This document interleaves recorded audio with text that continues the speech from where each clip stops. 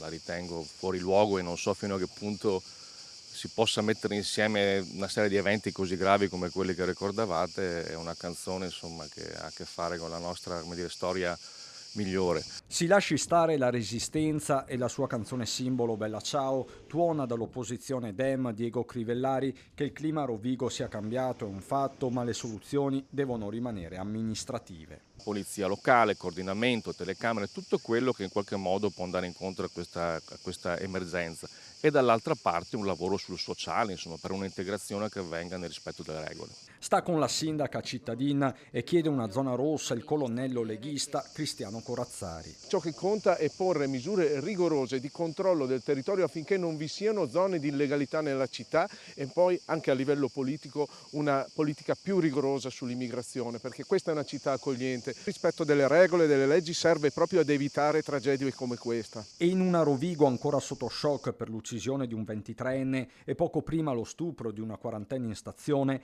il dibattito è aperto. Ogni giorno ci sono queste cose che non tollerabili per il semplice fatto che Rovigo era una città molto molto tranquilla e adesso non lo è più.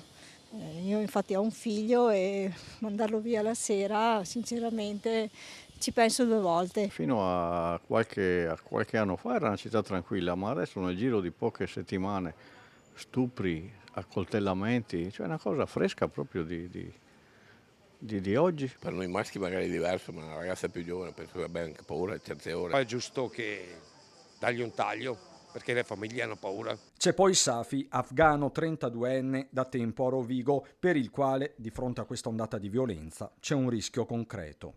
No, non ci fa bene, né per noi che stiamo facendo le nostre cose, né anche per gli italiani, perché crea un'area diversa, un'area pericolosa.